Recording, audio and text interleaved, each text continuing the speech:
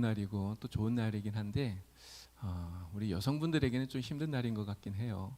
이렇게 명절에 또 음식 준비하고 또 준비하고 치우고 뭐 이러느라고 아마 많이들 피곤하실 거라고 생각이 됩니다. 명절 증후군 막 이런 것도 있다 그러잖아요. 그러나 여러분 하여간 이제 명절이 지났습니다. 우리 하나님께서 주시는 말씀 가운데 또 힘을 얻으시고 또 예배하면서 하나님의 은혜로 더욱더 또 강건해지는 여러분들이 되기를 바랍니다. 자, 동방박사들에 대한 이야기를 같이 하려고 하는데요. 성탄절 그러면 가장 먼저 여러분 생각나는 게 뭡니까? 우리의 머릿속에 이렇게 떠오르는 이미지, 성탄절 하면 가장 먼저 무엇이 떠오르시죠? 우리는 예수 믿는 사람들이잖아요. 예수 믿는 사람이기 때문에 성탄절 그러면 가장 먼저 이렇게 구유에 누워 계신 아기 예수님 이렇게 떠오르죠. 또 그 예수님을 찾아와서 경배했던 동방박사들, 또 들판에서 양을 치다가 예수님 탄생하신 소식을 듣고 찾아갔던 목자들, 이러한 것들이 우리에게 이렇게 딱 연상이 되고 기억이 됩니다. 그런데 예수를 믿지 않는 우리 교회 밖에 있는 사람들, 그 사람들에게 성탄절 그러면 가장 먼저 무엇이 생각날까요? 그 사람들에게는 가장 먼저 생각나는 게 이 빨간 옷을 입은 산타클로스, 또 루돌프 사슴, 이런 것들이 생각날 거예요. 그리고 성탄트리, 반짝반짝하는 이 성탄트리, 그리고 12월이 되면은 벌써 막 거리가 환하게 밝아지잖아요.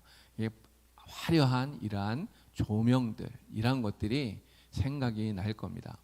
근데 가만히 생각해 보니까요, 요즘은 성탄절이 되면 예수 믿는 사람들보다 안 믿는 사람들이 더 좋아한다, 이런 생각이 들어요. 정말 그런 것 같아요.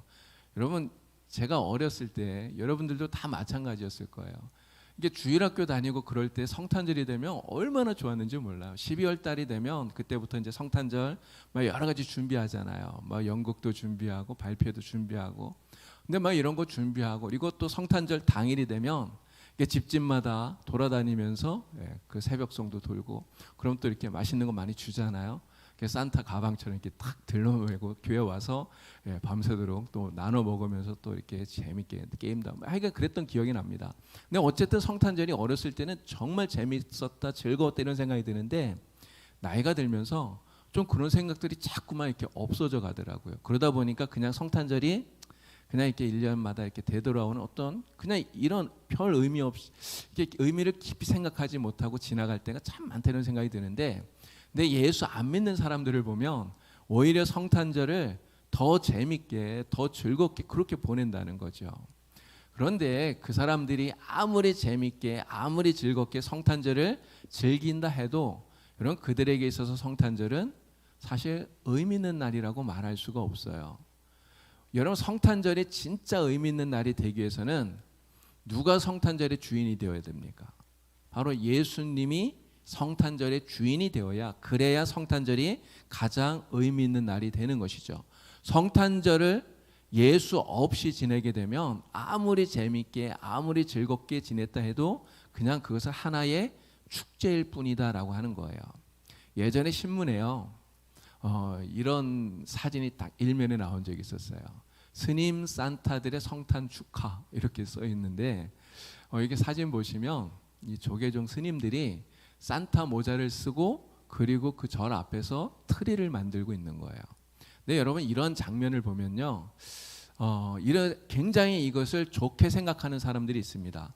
이게 종교는 서로 화합해야 된다, 또 화목하게 지내야 된다, 이렇게 말하는 사람들이 있거든요. 이런 사람들한테는 사실 이런 장면들이 굉장히 좋게 보일 수 있습니다. 그런데 한번 생각해 보세요. 저 스님들이 지금 산타 모자를 쓰고 트리를 만들지만 진짜 성탄의 참된 의미를 알면서 저것을 하는 것일까? 사실 생각해 보면 그렇지는 못하다라고 하는 거죠. 여러분, 우리는 이 사탄의 전략이 어디에 있나 하는 것을 깊이 생각해야 됩니다. 사탄의 전략은요, 성탄절 즐겁게 즐기라 하는 거예요.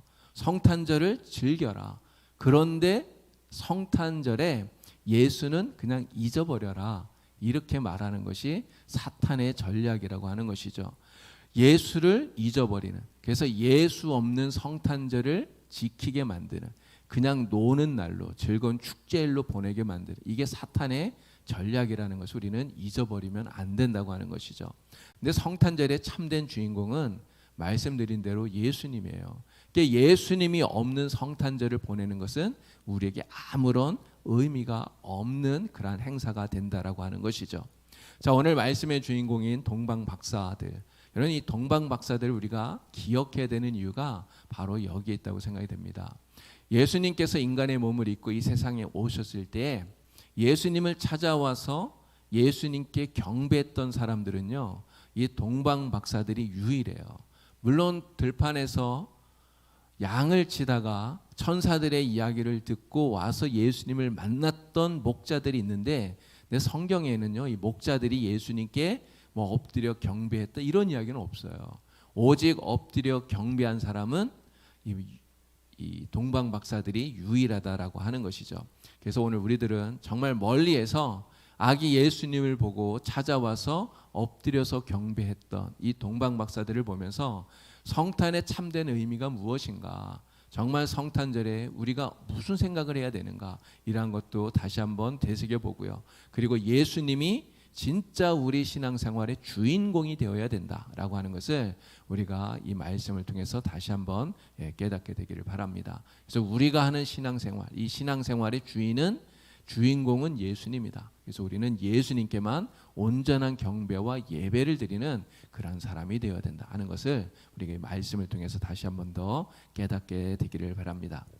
자, 동방박사는 누구일까에 대한 이야기를 같이 좀 해보려고 그래요. 동방박사들, 지금 성경에 나오는 이 동방박사는 누굽니까? 이 동방박사들에 대해서 우리가 알 수 있는 정보를 알 수 있는 곳이 딱 한 구절이에요. 오늘 읽었던 말씀 가운데 2장 1절에 있는 말씀입니다. 자, 1절 말씀 우리 다 같이 큰 소리로 함께 읽습니다.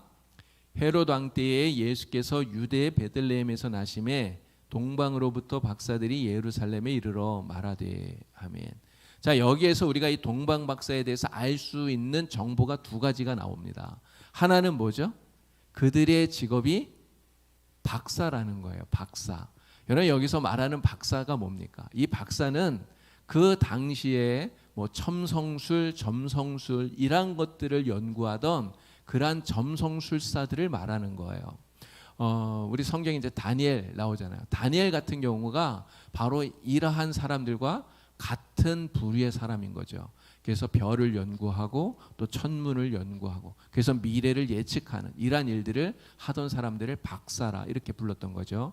자, 두 번째는 이 사람들이 동방에서 왔다는 거예요. 동방으로부터. 여기에서 말하는 동방이 어딜까요? 이스라엘이라고 하는 이 나라를 중심으로 해서 오른쪽에 이 동쪽에 있는 나라를 말하는 겁니다. 이스라엘의 동쪽에 있는 나라. 자, 그러면 이스라엘의 동쪽에 있는 나라들 가운데 위치해 있는 나라들 가운데서 이러한 점성술 또 천문학 이러한 것들이 발달했던 나라가 어딜까요? 자, 우리가 이렇게 쭉 생각해 보면 뭐 페르시아, 메데, 바벨론 이런 나라들을 생각할 수 있는데요. 특별히 아마 바벨론이 이에 해당되지 않을까 이런 생각을 해요. 이 바벨론은 고대로부터 이러한 점성술 또 천문학 이런 것들이 굉장히 발달해 있었던 곳이라고 그러고요. 그리고 이 동방 박사들이 유대 땅에 메시아가 태어났다고 하는 것을 알고 왔잖아요. 여러분 그 별을 보고 어떻게 유대 땅의 메시아와 이걸 연결시킬 수 있었을까요? 이게 성경에 특별히 구약 성경에서 말하고 있는 메시아 사상에 대해서 이 동방 박사들이 알고 있었다는 거예요. 그럼 어떻게 알았을까요? 바로 바벨론에 살고 있는 디아스포라 유대인들 때문에 이러한 것들을 알게 된 거죠. 여러분 바벨론이 어떤 나라입니까? 남유다가 멸망하고 나서 포로로 남유다의 많은 사람들이 잡혀갔잖아요. 그래서 70년간 바벨론에서 포로로 생활을 합니다. 그런데 이 70년 포로기가 끝나고 나서 이제 고향으로들 돌아갔잖아요. 고레스가 칙령을 통해서 돌아가라 이야기하잖아요. 근데 모든 유대인이 다 돌아간 게 아닙니다. 다 돌아간 것이 아니라 여전히 많은 사람들은 바벨론 자신들이 살고 있던 그곳에 남아 있었다는 거죠. 거기에서 살면서 그들은 하나님을 섬기는 이러한 여호와 신앙을 계속해서 유지하고 있었다는 거예요. 그리고 그들은 율법, 특별히 구약 성경을 가지고 신앙생활을 했는데 바로 그러한 구약의 메시아 사상 이러한 것들이 이 디아스포라 유대인들을 통해서 바벨론에 있는 점성술사들 이러한 사람들에게 전달이 되었다는 거죠. 오늘 말씀 속에 나오는 이 동방박사가 바로 그런 사람들이라는 거예요. 그래서 별을 통해서 천문을 연구하면서 미래를 예측하는 이들이 바로 그 유대인들을 통해서 유대교의 메시아 사상 이러한 것들을 알고 연구하고 있었다는 거죠. 그러다가 어느 날 신기한 별을 보았는데 그 별을 통해서 유대 땅에 메시아가 태어났구나 하는 것을 깨닫게 되었다라고 하는 거죠. 자, 예수님을 찾아온 이 동방박사, 여러분 이 동방박사는 모두 몇 명일까요? 몇 사람입니까? 네? 네, 세 사람. 여러분 우리가 왜 동방박사를 세 사람이라고 생각하죠? 다 동방박사 세 사람이라고 얘기해요. 근데 왜 세 사람이라고 생각하냐면 여러분 오늘 성경을 보면 몇 명이라고 안 나와요. 동방으로부터 박사들이 이렇게 나오죠. 세 명이라고 이야기 안 합니다. 그냥 몇 명인지를 말을 안 하는데 왜 우리는 세 명이라고 생각하냐면 첫 번째 이유는 박사들이 드린 예물이 세 가지이기 때문에 세 명이라고 생각하는 거예요. 그러니까 한 사람이 한 가지씩 드렸다고 생각을 해서 박사가 세 명일 것이다 이렇게 생각을 하는 거죠. 그리고 또 하나의 이유가 있는데 찬송가 때문입니다. 찬송가 예전에 우리가 116장, 지금도 116장이에요. 이게 장수가 바뀌지 않았어요. 이 116장을 보면 지금 가사는 이렇게 되어 있어요. 동방에서 박사들 귀한 예물 가지고 산을 넘고 물을 건너 별 따라 왔도다 이렇게 되어 있는데 이 찬송가가 예전 통일 찬송가에서는 가사가 어떻게 되었는지 아시죠? 동방 박사 세 사람 이렇게 되어 있었어요. 동방 박사 세 사람. 이게 찬송가에서 동방 박사 세 사람 이렇게 불렀기 때문에 우리는 그냥 동방 박사는 세 명이다 이렇게 생각을 하는 거죠. 그런데 지금 찬송가에서는 이렇게 가사가 바뀌었습니다. 왜 바뀌었을까요? 성경에는 세 명이라고 말하지 않기 때문에 이게 세 명인지 정확하게 잘 모르니까 그래서 성경에 나와 있는 대로 동방에서 박사들 이렇게 가사를 바꾸게 되었다는 거죠. 전승에 의하면요, 이 동방 박사들의 이름도 나옵니다. 세 명의 이름이 나와요. 멜카이어, 벨사사르, 카스파라고 하는 동방 박사들의 이름도 나와요. 그리고 네 번째 동방 박사도 있었다는 이러한 이야기도 있습니다. 아마 여러분들 그 이야기 많이 들어보셨을 거예요. 알타반.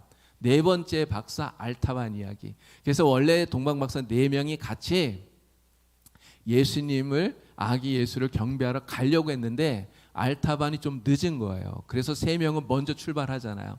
그러니까 알타반이 나중에 이렇게 출발을 했는데 귀한 예물을 자기가 세 가지인가를 가지고 가다가 불쌍한 사람들 만나서 이렇게 나눠주면서 가잖아요. 그리고 마지막 예물을 예수님이 십자가에서 못 박히시던 그때 이 알타반이 예수님을 만나게 돼. 이런 이야기가 있어요. 이게 뭐 동방박사 네 번째 동방박사 이런 이야기도 있고 그렇습니다. 그러나 이것이 진짜 동방박사 이름인지 사실 그것은 우리가 확실하게 진위를 이렇게 증거하거나 이렇게 할 수는 없는 것이죠.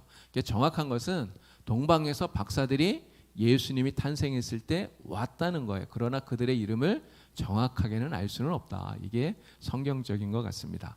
자, 그러면 이 동방 박사들은 유대 땅에 왜 왔을까요? 그들이 유대 땅에 온 이유가 무엇일까요? 이유가 정확하게 나와 있는데요. 마태복음 2장 2절에 나옵니다. 자, 2장 2절 말씀 우리 다 같이 함께 또 읽겠습니다. 유대인의 왕으로 나신 이가 어디 계시냐? 우리가 동방에서 그의 별을 보고 그에게 경배하러 왔노라 하니. 아멘. 자, 동방 박사가 이 사람들이 온 이유가 뭐예요? 지금 명확하게 이유를 이야기하죠. 동방에서 별을 보고 그에게 경배하러 왔노라. 경배. 예수님이 탄생한 것을 알고 예수님께 경배를 드리러 왔다는 거예요. 여러분 누가 시켰을까요? 시켜서 온 게 아니에요. 자신들의 의지로 왕에게 경배하기 위해서 박사들이 왔어요. 여러분 경배라고 하는 말이 무슨 뜻입니까? 경배라고 하는 것은 공경하는 마음으로 공손히 엎드려서 절하는 것을 말하는 것이죠. 예배하는 것을 경배한다 이렇게 말하는 것입니다. 바로 그 예배의 대상을 나의 주님으로 하나님으로 인정하고 그 앞에 엎드려서 찬양과 영광을 돌리는, 이걸 경배하는 것이라고 말하는 거죠.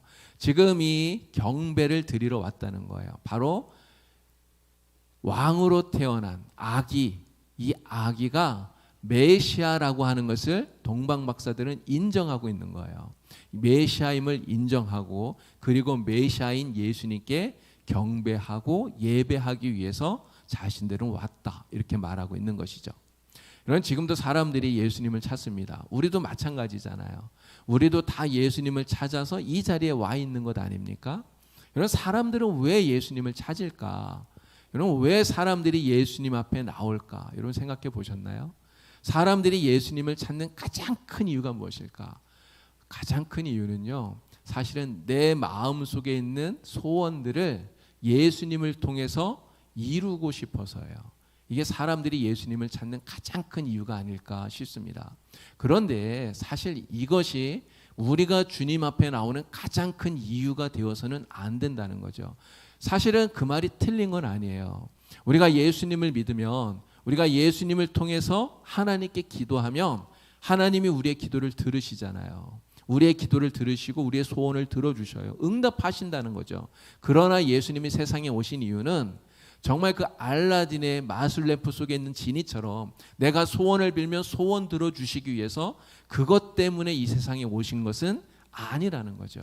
그럼 예수님이 왜 세상에 오셨습니까? 예수님 세상에 오신 이유는 우리의 메시아가 되시기 위해서, 우리의 구원자가 되시기 위해서 세상에 오신 거예요. 우리는 죽을 수밖에 없는, 죄로 인해서 죽을 수밖에 없는 죄인이었잖아요. 그런 우리들을 구원하시기 위해서, 그래서 우리의 주가 되시고 우리의 메시아가 되시기 위해서 예수님은 세상에 온 거예요.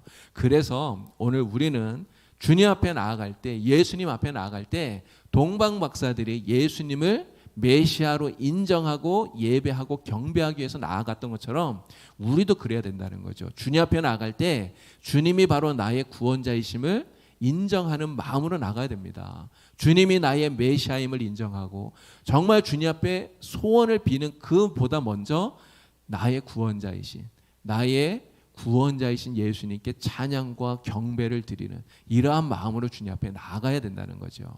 이것이 오늘 이 동방 박사들에게 우리가 배우는 귀한 교훈이다 생각이 됩니다. 자, 동방 박사들이 우리에게 주는 또 다른 교훈들이 있어요.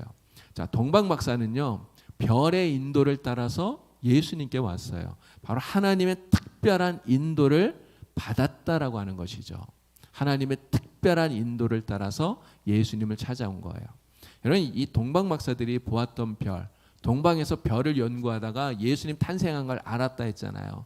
이 동방 박사들이 보았던 별이 과연 무엇일까 궁금하지 않습니까? 도대체 어떤 별을 보았을까? 많은 사람들이 이 동방 박사들이 보았던 별이 무엇일까를 연구를 했대요. 그래서 케플러라고 하는 천문학자가 있잖아요. 이 케플러, 지구가 이렇게 공전하고 있다고 하는 것을 최초로 이 망원경을 통해서 알게 된 사람 아닙니까? 근데 이 케플러가 뭐라고 얘기했냐면 토성과 목성이 만나는, 이렇게 지구에서 보면 두 별이 이렇게 일치하는 때가 있는 그때에 기원전 7년에 바로 이러한 토성과 목성이 만나는 현상이 일어났는데 바로 그 현상이 동방 박사들이 본 별이다, 이렇게 주장을 했다는 거예요. 또 이렇게 주장하는 사람들도 있습니다. 기원전 11년경에요. 베들레헴 상공에 헨리 해성이 지나갔대요. 헨리 해성이 75년인가요? 76년인가요? 이게 주기로 돌잖아요. 근데 그 헨리 해성이 그때 이렇게 딱 지나가는 것을 보고 그것이 바로 메시아의 탄생이다, 이렇게 생각을 했다는 거죠. 또 이렇게 주장하는 사람도 있는데 초신성이라는 게 있습니다. 그러니까 일정한 기간 동안에 특별하게 아주 밝은 빛을 내는 이러한 초신성이라는 별이 있대요. 근데 이러한 초신성을 보고 바로 동방 박사들이 그렇게 생각한 것이다, 이렇게 주장하는 사람들이 있다고 합니다. 자, 그런데 사실 이거냐 저거냐 이게 중요한 건 아닌 것 같아요. 어떠한 별을 보았느냐가 중요한 것이 아니라 동방 박사들은 별을 보았다는 거예요. 그리고 그 별을 통해서 예수님이 탄생하신 것을 알게 되었고 그리고 유대 땅에 오게 되었다는 이것이 중요하다고 하는 것이죠. 자, 유대 땅에서 정말 멀리 떨어져 있는 바벨론 이 지역에서 별을 통해서 메시아가 탄생했다고 하는 것을 알게 되었어요. 여러분, 이것은 진짜 하나님의 특별한 은혜라고 하는 것이죠. 박사들은 별을 연구하면서 별의 위치, 별의 움직임, 별의 밝기, 여러 가지 것들을 연구를 했겠죠. 그러면서 자신들이 이 유대인들을 통해서 알게 된 메시아 사상, 유대 메시아 사상 이런 것들과 이렇게 연결하면서 이거는 메시아가 탄생한 게 없다 이렇게 아마 생각을 했을 거예요. 근데 그렇게 알게 하신 것이 이게 바로 하나님의 특별한 인도다 이렇게 말할 수 있다고 하는 거예요. 자, 그런데 이 별, 지금 바벨론 땅에서 보았던 그 별이 그러면 이 동방 박사들을 처음부터 끝까지 계속해서 그들을 인도했느냐? 사실은 그렇지 않습니다. 성경을 이렇게 쭉 읽어보니까 바벨론에서부터 유대까지 그들을 인도한 건 아니에요. 그러니까 바벨론 땅에서 별을 보면서 그들이 깨달은 게 딱 두 가지예요. 알게 된 게 두 가지예요. 무엇을 알게 되었습니까? 메시아인 유대인의 왕이 태어났다. 그리고 그 왕이 태어난 곳이 유대 땅이다 라고 하는 두 가지 사실을 알게 되었다는 거죠. 그리고는 그 별이 사라져 버린 거예요. 여러분, 만약에 이 별이 사라지지 않고 이 동방 박사들을 유대 땅으로 계속해서 인도했다면 그 별이 이 동방 박사들을 어디로 끌고 갔을까요? 예수님이 탄생하신 베들레헴으로 데리고 가야 맞잖아요. 예수님은 지금 베들레헴에 계시지 예루살렘에 계신 게 아니기 때문에 그렇습니다. 근데 별이 이 예수님의 탄생을 알려주고는 사라져버린 거예요. 그래서 이 동방 박사들은 유대 땅에 메시아가 탄생했다는 이 두 가지 정보만 가지고 그리고 유대 땅에 가게 된 거예요. 유대 땅에 딱 들어왔는데 들어와서 가장 먼저 어디로 가게 됩니까? 예루살렘을 가요. 여러분, 왜 이 박사들이 예루살렘을 갔을까요? 그냥 상식적으로 생각해도 지금 유대인의 왕이 새로 태어났잖아요. 그러면 왕이 어디에서 태어나겠습니까? 이스라엘의 수도인 예루살렘에서 태어나지 않을까? 이렇게 생각하는 게 가장 지극적인 상식인 거죠. 그래서 예루살렘에 가서 사람들에게 물은 거예요. 유대인의 왕으로 새로 태어난 왕이 어디에 계시냐 물었던 거예요. 그런데 이 소식이 어디까지 들어갑니까? 바로 왕궁에 있는 헤롯의 귀에까지 들어가게 되었다라고 하는 것이죠. 자, 바벨론에서 이 아기 예수의 탄생을 알려주고 사라졌던 별, 이 별이 그러면 언제 다시 동방 박사들에게 나타났을까 하는 건데요. 자, 2장 9절에 보니까 바로 그 별이 나타납니다. 자, 2장 9절 말씀 우리 다 같이 또 읽어보겠습니다. 박사들이 왕의 말을 듣고 갈새 동방에서 보던 그 별이 문득 앞서 인도하여 가다가 아기 있는 곳 위에 머물러 서 있는지라. 아멘. 자, 박사들이 지금 예루살렘에 갔다 그랬어요. 예루살렘에서 거기에서 왕을 찾았어요. 헤롯이 그 이야기를 들었습니다. 헤롯 대왕이에요. 우리 예전에 그 헤롯에 대한 말씀 드렸잖아요.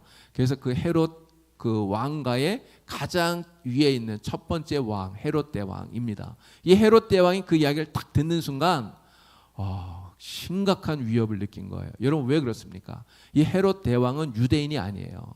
에돔 사람이라고 말씀을 드렸죠. 이두메 사람, 이방인이에요. 이방인으로서 유대인의 왕이 되었어요. 여러분, 어떻게 이방인이 왕이 될 수 있었을까요? 바로 뒤에 로마라고 하는 거대한 힘이 이 헤롯의 지원군이 되었기 때문입니다. 그래서 로마의 힘을 얻고 유대인의 왕이 된 거예요. 여러분, 그러니 유대인들이 헤롯 대왕에 대해서 여러분 좋은 감정을 가질까요? 사실 갖지 않아요. 어쩔 수 없이 억지로 왕으로 섬기는 것이지, 사실 진짜 유대인의 왕이 있다면 언제든지 헤롯은 버릴 수 있는 사람이에요. 여러분, 헤롯이 그렇게 생각했기 때문에 새로운 유대인의 왕이 태어났다고 하는 그 말을 딱 듣는 순간, 야, 이거 큰일 났다, 이런 생각이 들지 않았겠어요? 그래서 어떻게 하고 싶었을까요? 당장 찾아서 죽이고 싶었겠죠. 그런데 어디에 있는지를 몰라요. 그런데 지금 왕을 찾아서 이 동방 박사들이 왔기 때문에 이 동방 박사들을 통해서 왕이 어디에 있는지 그 위치를 찾아내려고 하는 이러한 음모를 꾸미게 되는 것이죠. 그래서 왕이, 이 헤롯 대왕이 동방 박사들을 부르잖아요. 그래서 물어보지 않습니까? 야, 가서 왕을 찾거든 나에게도 꼭 좀 알려다오. 내가 가서 나도 왕에게 경배를 하겠다. 이렇게 이야기해요. 근데 사실 이 말은 거짓말이지 않습니까?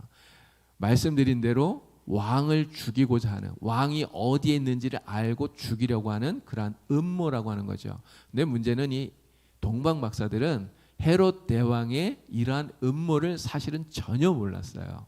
전혀 모르기 때문에 나중에 하나님께서 이들을 다른 길로 돌아가라고 말씀하시지 않았더라면 이 사람들은 분명히 예루살렘에 다시 가서 헤롯에게 이야기를 하고 돌아갔을 거예요. 근데 나중에 하나님께서 그것을 막으시죠. 그래서 이 사람들은 헤롯에게 가지 않습니다. 여러분, 왜 헤롯에게 가지 않았을까요?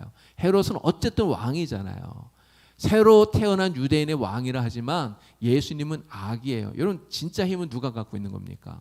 헤롯이 갖고 있잖아요. 그럼에도 불구하고 다른 길로 돌아갔다고 하는 것은 이 동방 박사들이 살아있는 권력인 헤롯을 두려워하는 것이 아니라 바로 하나님을 두려워하는 그러한 믿음을 가지고 있었다라고 하는 것을 우리가 알 수 있는 그러한 대목인 것이죠. 자, 어쨌든 이 사람들, 이 박사들이 이제 헤롯이 알려준 대로 베들레헴을 향해서 다시 길을 떠나게 되는데 바로 그 순간에 사라졌던 별이 나타났다는 거예요. 베들레헴으로 가는 순간에 나타난 별. 그런데 이 별이 그때부터는 사라지지 않고요. 계속해서 이 동방 박사들의 가는 길을 인도해 갑니다. 이제 별 따라 가는 거예요, 진짜. 별을 따라서 베들레헴으로 갑니다. 자, 그런데 더 놀라운 것은 베들레헴에 가서 아기가 태어난 그 집 위에 별이 딱 서서는 더 이상 움직이지를 않았다는 것이죠. 자, 이 별은요, 바로 이 동방 박사들을 이끌어서 예수님에게로 인도해주는 그러한 수단, 그러한 방법이었다, 이렇게 말할 수 있습니다. 별은 눈에 보이는 거예요. 그렇잖아요. 박사들은 지금 별을 따라서 가고 있잖아요. 이게 별은 눈에 보이는 수단과 방법인데 이것을 사용하는, 이 별을 사용하시는 분은 하나님이에요. 바로 이 별 뒤에는 눈에 보이지 않는 하나님의 인도하심이 숨어 있었다라고 하는 것을 우리가 깨달아야 된다는 것이죠. 이런 지금도 마찬가지라고 생각이 됩니다. 하나님께서 사람들을 우리 주님께로, 예수님께로 인도하는 방법은 정말 수천 가지예요. 정말 셀 수 없이 많은 방법들을 사용해서 하나님께서는 우리를 예수님을 만나도록 우리 주님께로 이끌어 가시죠. 때로는 책을 통해서, 때로는 사람을 통해서, 때로는 어떤 목사님을 통해서, 뭐 설교를 통해서, 아니면 뭐 여러 가지 어떤 방법들을 통해서, 심지어는 누군가의 죽음이라고 하는 이런 것들을 통해서도 하나님은 우리가 예수님을 만나도록 주님께로 우리를 이끌어 가신다고 하는 거예요. 여러분, 그렇다면 우리가 여기서 중요하게 생각해야 될 게 무엇입니까? 하나님께서 우리를 주님께로 이끌어가는 방법으로 쓰시는 여러분, 그 인도하심이 있다는 것을 우리가 믿는다면 우리는 그것을 믿고 순종하고 따르는 이것이 우리에게 필요하다는 것이죠. 만약에 하나님께서 나를 예수님께로 인도해 가시려고 어떤 방법을 쓰시는데, 사용하셨는데 내가 그것을 믿지 못하고 순종하지 못한다면 여러분, 그러면 예수님을 만날 수 있을까요? 만날 수 없는 것이죠. 바벨론에서 예수님께서 이 동방 박사들에게 별을 보여주셨어요. 여러분, 동방 박사들이 그 별을 보고도 메시아가 탄생했다는 것을 깨닫지 못했더라면 여러분, 올 수 있었겠습니까? 못 왔겠죠. 여러분, 그 동방 박사들이 베들레헴으로 가는 길에 지금 별이 나타나서 그들을 이끌어가요. 그런데 그 별을 하나님이 인도하시는 거라고 믿지 못했다면, 그것을 따라가지 않았더라면 그런 예수님을 만날 수 있었겠습니까? 절대로 만날 수 없는 것이죠.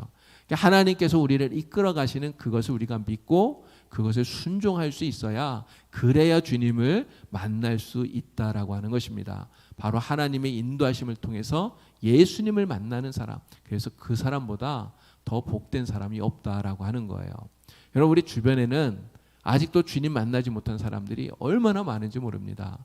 사실 우리 친구들이나 우리의 이웃들이나 우리의 가족들 가운데서도 우리 주님을 만나지 못한 사람들이 많이 있잖아요. 여러분 우리는 기도해야 됩니다. 뭘 기도해야 될까요? 동방 박사들에게 하나님께서 별을 보여주심으로써 그들을 예수님께 인도하신 것처럼 정말 내가 사랑하는 내 이웃들, 내 친구들 그들에게도 주님께로 인도해주는 그러한 별을 주님 보여주세요. 이 기도해야 돼요. 그리고 그들이 그 별을 보았을 때 그 별의 인도함을 따라서 진짜 예수님을 만날 수 있게 해달라고, 그러한 기적의 역사가 일어나게 해달라고 우리는 기도해야 된다는 거죠. 그러한 기적의 역사가 우리에게도 일어나게 될 줄로 믿습니다. 자, 동방 박사들은요 예수님을 이제 만나게 됩니다. 예수님을 만나는데 정말 그 주님을 만남으로써 가장 크게 기뻐하고 기뻐했다 하는 것이 오늘 말씀 가운데 나오고 있어요. 자, 마태복음 2장 10절 말씀 함께 또 읽어보겠습니다. 다 같이 읽겠습니다. 그들이 별을 보고 매우 크게 기뻐하고 기뻐하더라. 아멘. 박사들을 인도하던 별이 예수님이 계신 집 위에 딱 서서 더 이상 움직이지 않았어요. 멈추어 섰어요. 여러분 그 별을 보고 박사들이 가장 크게 기뻐하고 기뻐하더라. 성경 이야기합니다. 여러분 별을 보고 기뻐했다고 하지만 그러나 그들이 진짜 기뻐한 이유는 무엇입니까? 별 때문인가요? 별 때문이 아니에요. 자기들이 지금 온 이유는 바로 그 별이 알려주고 있는 메시아, 탄생한 메시아를 만나기 위해서 온 거잖아요. 이제 별이 움직이지 않는다는 것은 여기가 메시아가 있는 곳이구나 하는 것을 깨닫게 된 거예요. 이제 우리가 그렇게 만나려고 했던, 우리가 그 먼 곳에서부터 찾아왔던 메시아를 이제 만날 수 있구나, 이제 보게 되었구나. 그래서 동방 박사들은 그 움직이지 않는 별을 보고 가장 크게 기뻐하고 기뻐했다고 하는 거예요. 이런 기뻐했다고 그냥 한 번 이렇게 쓰지 않았잖아요. 기뻐하고 기뻐하였다 이렇게 썼습니다. 이 두 번 이렇게 반복해서 쓴 이유가 뭘까요? 이건 기쁨의 최상급이에요. 그러니까 말로 형용할 수 없는 가장 큰 기쁨이 이 동방 박사들의 마음속에 있었다는 거죠. 여러분 무엇 때문에요? 바로 예수님 때문에, 자기들이 찾아온 예수님 때문에 기쁨이 있었다는 거죠. 여러분 우리는 무엇 때문에 기뻐합니까? 우리가 세상을 살면서 우리에게도 기쁨이 있어요. 우리 이번에 추석 보내고 명절을 보냈는데 여러분 먼데 타지에 살던 가족들, 요즘은 이게 쉽게 연락은 할 수 있어서 목소리도 다 들을 수 있지만 그래도 목소리만 듣는 것과 이렇게 명절에 가족들이, 자녀들이 와서 실제로 얼굴 보고 손 만질 수 있고, 여러분 그럼 얼마나 기쁩니까? 정말 기쁘잖아요. 그런데 정말 그러한 기쁨보다도 우리에게 더 큰 기쁨, 정말 영원한 기쁨, 여러분 그 기쁨이 무엇입니까? 바로 예수님과의 만남이 우리의 가장 큰 기쁨이라고 하는 것이죠. 예수님과의 만남은 영원히 사라지지 않는 기쁨 가운데 기쁨이에요. 여러분 왜 예수님과 만나는 게 기쁨입니까? 이것은 바로 영원한 생명을 얻는 그런 만남이 되기 때문에 그래요. 예수님을 만나면 영원한 생명을 얻잖아요. 다시는 죽음이 없는 영원한 삶이 예수님을 만남으로써 우리에게 옵니다. 그래서 기쁜 것이죠. 또 왜 기쁨이 됩니까? 영원한 심판을 면하게 되고요. 그리고 구원을 얻는 만남이기 때문에 예수님과의 만남이 기쁨이 되는 거예요. 예수님을 만난 자는 하나님의 심판을 벗어나게 되는 거죠. 또 왜 기쁨이 됩니까? 참으로 복 있는 인생이 되기 때문에 그래요. 여러분 예수님이 바로 복이에요. 예수님이 복이에요. 그렇죠? 우리가 많은 어떤 재물을 얻고 이게 복 있는 것이 아니라 예수님이 복이에요. 그래서 예수님을 만나면 정말 우리가 복 있는 사람이 되는 겁니다. 그래서 우리의 인생이 정말 기쁨이 넘치게 되는 거죠. 여러분 또 왜 예수님과의 만남이 기쁨이 될까요? 하나님이 우리와 함께 하시는, 영원히 함께 하시는 임마누엘의 만남이기 때문에 예수님과의 만남이 기쁨이 되는 겁니다. 하나님이 영원히 우리와 함께 하신다 하는 것을 누굴 통해서 알게 한 겁니까? 바로 예수님 통해서 알게 하신 거잖아요. 예수님과의 만남은 그래서 우리에게 영원히 사라지지 않는 놀라운 기쁨인 것이죠. 오늘 우리가 바로 이러한 예수님을 모시고 정말 예수님 안에서 이 기쁨을 누리며 살아가는 사람들인 줄로 믿습니다. 여러분 마음속에 이러한 기쁨이 있습니까? 여러분 이 기쁨을 절대로 잃어버리지 마시고 정말 주님 안에서 이 기쁨, 예수님이 나에게 주신 이 기쁨을 날마다 누리면서 어떠한 상황과 형편 속에서도 늘 기뻐하고 감사하고 정말 기뻐하며 살아갈 수 있는 여러분들이 다 될 수 있기를 바랍니다. 자, 세 번째 이제 마지막입니다. 동방 박사들은요 예수님께만 경배를 드렸다는 거예요. 예수님께만 경배를 드렸다. 자, 마태복음 2장 11절 말씀 우리 다 같이 함께 읽겠습니다. 집에 들어가 아기와 그의 어머니 마리아가 함께 있는 것을 보고 엎드려 아기께 경배하고 보배압을 열어 황금과 유향과 몰약을 예물로 드리니라. 아멘. 자, 별의 인도를 따라서 한 집 앞에 왔어요. 여러분, 그런데 그 집이 어떤 집이었을까요? 화려한 집이었을까요? 정말 큰 집이었겠습니까? 그렇지 않아요. 아주 누추하고 보잘것없는 초라한 그런 집 아니었겠어요? 근데 그 집 안에 들어가서 보니 아기 예수가 강보에 쌓여 누워 있는데, 여러분, 그 아기가 누워 있는 그곳이 화려하지 않잖아요.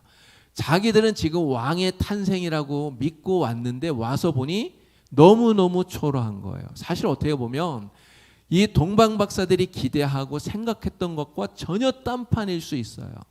여러분, 그러면 실망할 수 있을 거 아닙니까? 실망해서 이거 아닌데, 잘못 온 거 아닐까, 이렇게 생각할 수도 있잖아요. 그런데 동방박사들은 그러지 않았다는 거예요. 이 박사들은 그 아기, 정말 초라하고 누추한 곳에 누워있는 그 아기가 메시아라는 것을 확신합니다. 그리고 그 앞에 엎드려서 경배했다고 하는 거예요. 여러분, 이것을 통해서 우리가 정말 이걸 생각해야 돼요. 우리가 기도해요. 하나님 앞에 간절히 기도해요. 그런데 때로는 내가 기도한 그 결과가 응답되어진 것이 내가 기대하고 내가 바랬던 것과 완전히 딴판일 수 있어요. 나는 이런 걸 바랬는데 하나님이 내게 응답하신 게 전혀 딴판일 수 있다는 거죠. 아주 초라하고 보잘것없는 것일 수 있다는 거죠. 정말 그럴 때 우리가 그것을 아멘하고 받아들이기가 쉽지 않을 수 있습니다. 그러나 비록 그렇다 할지라도 하나님의 응답이라면 우리는 기쁨으로 아멘하고 받아들일 수 있어야 된다는 거죠. 이게 진짜 신앙의 자세라고 하는 겁니다. 그런 진정한 믿음이라는 것은 눈앞에 펼쳐져 있는 환경을 보는 게 아니에요. 환경을 보고 그걸 받아들이는 것은 믿음이 아닙니다. 진짜 믿음은 환경을 넘어서서 그 배후에서 일하고 계시는 하나님을 보는 게 믿음인 것이죠. 우리 주님을 보는 게 믿음인 것이죠. 그것을 보고 믿음으로 나아갈 때 정말 하나님은 놀라운 기적을 우리에게 보여주신다라고 하는 것입니다. 눈앞의 현실이 초라하고 정말 실망스러워 보인다 할지라도 그것 때문에 낙심하지 않는 이러한 동방박사들처럼 오늘 우리가 이러한 믿음으로 주님께 나아가야 된다는 거예요. 자, 그리고 아까 말씀드린 것처럼 이 동방박사들이 엎드려서 경배를 드린 대상이 누군가를 우리가 잘 생각해야 됩니다. 여러분, 누구에게 경배합니까? 마리아에게 하나요?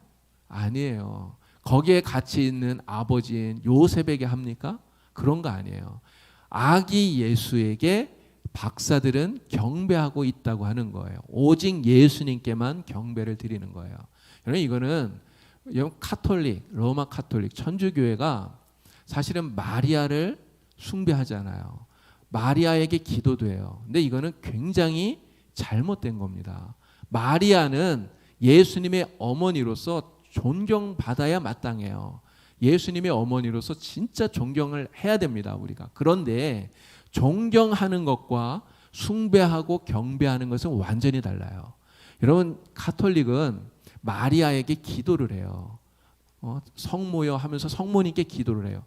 예수님과 똑같은 중보자의 자리에 마리아를 놓는다는 거죠. 여러분, 이것은 잘못된 거예요. 우리의 중보자, 우리의 구원자는 오직 한 분밖에 없어요. 예수님만이 우리의 구원자이시고 우리의 중보자예요. 우리의 예배를 받으시고 우리의 경배를 받으실 분은 오직 예수님밖에 없다는 것이죠. 바로 이것을 동방박사들이 우리에게 보여주고 있다라고 하는 것입니다. 자, 동방박사들은요, 이렇게 경배하고 나서 아기 예수에게 세 가지의 예물을 드립니다. 황금과 유향과 몰약. 이 세 가지는 정말 귀한 것을 드린 거예요. 아주 귀한 것. 이 세 가지 예물은 다 각각 상징을 하고 있는 것이 있다고 합니다. 이게 상징적인 것이죠. 황금은 무엇을 상징하느냐? 바로 왕으로 오신 예수 그리스도의 왕권을 상징하는 거예요.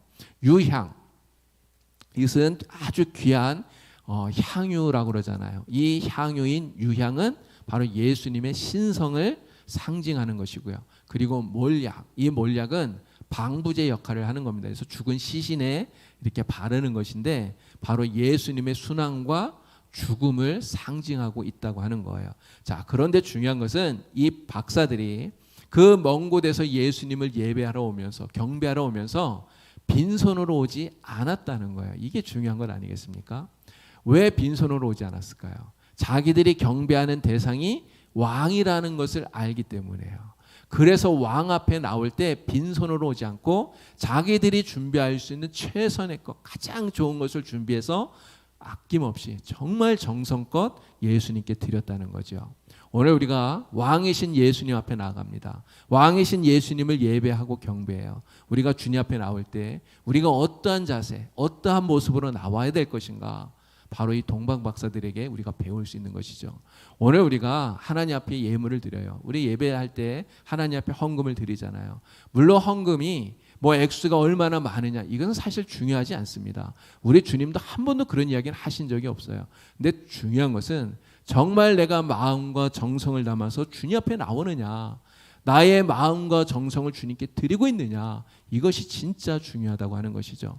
동방 박사들은 정말 마음을 담아서 정성을 담아서 예수님께 예물을 드리고 있는 거예요. 그래서 그 예물이 정말 주님이 기쁘게 받으시는 좋은 예물이 되었다는 거죠. 오늘 우리가 하나님 앞에 작은 예물을 드린다 할지라도 이러한 정성이 진짜 필요하다, 이런 생각을 합니다. 제 아내가 가끔 이렇게 그 지폐를 이렇게 보면 깨끗한 거 있잖아요. 구겨지지 않은 거, 접히지 않은 깨끗한 거 이렇게 따로 빼놓더라고요. 왜 그러느냐 물어보면 헌금할 때 깨끗한 돈으로 한다고, 이거 헌금한다고 이렇게 빼놓더라고요. 물론 사실 어떻게 보면 이거 아무것도 아닐 수 있습니다. 그런데 사실 우리가 하나님 앞에 드릴 때 그러한 마음, 자세, 이러한 정성이 필요하다고 하는 것이죠. 그래서 하나님이 받으실 만한 그러한 예물을 드릴 때 그것을 하나님이 기뻐하시고, 그렇게 예물을 드리고 예배하고 경배하는 자들을 하나님이 기뻐하시고 큰 복을 주시는 줄로 믿습니다. 오늘 동방 박사 이야기를 같이 우리가 드렸는데요. 정말 성탄절 이제 뭐 얼마 남지 않았는데 우리가 성탄을 기다릴 때도 정말 예수님이 주인공이 되는 그런 성탄절을 보내면서 우리가 주님 앞에 나아갈 때 어떠한 마음, 어떠한 자세로 나가야 될 것인가 다시 한번 생각하면서 동방 박사들처럼 정말 하나님만 예배하고 경배하는 우리의 왕이고 우리의 주인 되신 예수님만 높이고 경배할 수 있는 우리 모두가 될 수 있기를 우리 주님의 이름으로 간절히 축원을 드립니다. 기도드리겠습니다. 하나님 아버지, 온 인류를 구원하시기 위해서 이 세상에 오신 예수 그리스도를 오늘 우리가 만나고 주님을 우리 안에 모시고 믿음으로 살아갈 수 있도록 인도하여 주시니 참으로 감사합니다. 오늘 우리의 왕이요 우리의 구원자 메시아 되신 예수님을 우리가 기뻐하면서 정말 주님을 모시고 기쁨으로 살아갈 수 있도록 하나님 도와주시옵소서. 또 우리가 예수님을 경배하고 하나님 앞에 예배하며 나아갈 때 이러한 동방 박사들과 같은 마음과 자세로 나아갈 수 있게 하여 주셔서 우리의 마음과 우리의 정성이 온전히 하나님의 기쁨이 될 수 있도록 성령님 도와주시옵소서. 하나님께서 함께 하심을 믿고 감사드리오며 예수님의 이름으로 기도